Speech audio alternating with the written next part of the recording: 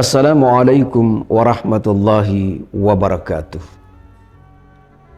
Nabi SAW bersabda, "Man qama ramadhana imanan wahtisaban ghufira lahu ma taqaddama min zambi."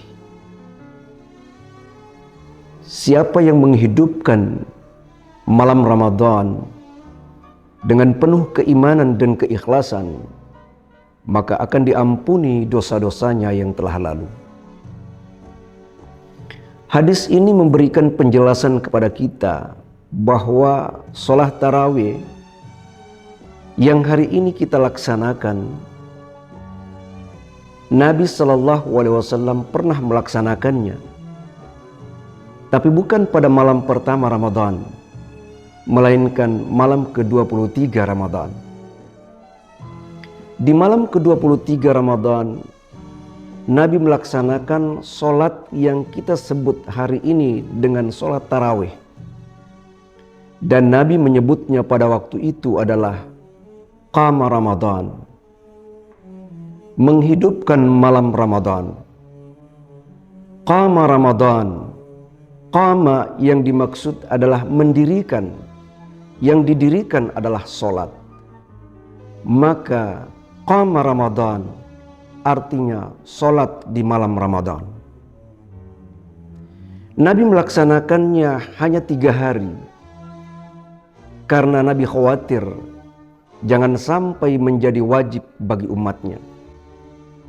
Malam pertama Nabi melaksanakan qama Ramadan, menghidupkan malam Ramadan dengan sholat tarawih. Begitu banyak sahabat dan umat pada waktu itu ikut bersama Rasulullah melaksanakan sholat tarawih. Malam kedua juga demikian. Malam ketiga pun demikian. Begitu banyak yang hadir untuk melaksanakan sholat tarawih. Malam keempat Nabi tidak datang. Nabi hanya melihat dari jauh.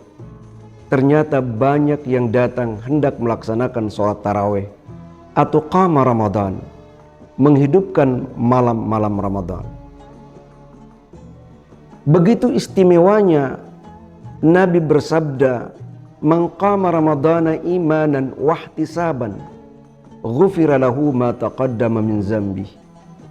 Siapa yang menghidupkan malam Ramadan atau qama Ramadan, melaksanakan sholat di malam Ramadan dengan penuh keimanan dan keikhlasan, maka akan diampuni dosa-dosanya yang telah lalu. Ada beberapa ibadah yang kita laksanakan dapat menghapus dosa selain dari sedekah, termasuk salah satunya adalah sholat tarawih. Sholat tarawih, kebiasaan kita menghidupkan malam-malam Ramadan hanya di awal Ramadan. 10 malam pertama bulan suci Ramadan, begitu padatnya orang melaksanakan sholat tarawih. Karena dia yakin benar bahwa sholat tarawih atau puasa ini dibagi menjadi 3 fase. Fase yang pertama adalah Allah menurunkan rahmat, dan mereka berlomba-lomba melaksanakan sholat tarawih di malam hari di bulan suci Ramadan karena mengharapkan rahmat Allah. Namun sangat disayangkan 10 malam yang kedua atau paruh yang kedua dari sholat tarawih, banyak yang berguguran satu persatu. Padahal di malam itu Allah berjanji sesuai dengan informasi dari Rasulullah, Allah menurunkan maghfirah atau ampunan bagi orang-orang yang melaksanakan sholat tarawih secara berjamaah, sholat malam sendirian sekalipun, menghidupkan malam-malam di bulan suci Ramadan. Di paruh yang kedua ini sangat disayangkan banyak yang meninggalkan sholat tarawih, padahal di malam itu Allah menurunkan maghfirah, ampunannya. Dan sekali lagi di paruh yang ketiga, sangat disayangkan pula bahwa di malam itu Allah menurunkan pembebasan manusia dari siksa api neraka. itqum minan nar, pembebasan dari api neraka. Karena dia menghidupkan malam-malam Ramadan. Sebagaimana Nabi SAW sampaikan tadi, siapa yang menghidupkan malam Ramadan dengan sholat tarawih atau qama Ramadan, maka Allah mengampuni dosa-dosanya yang telah lalu.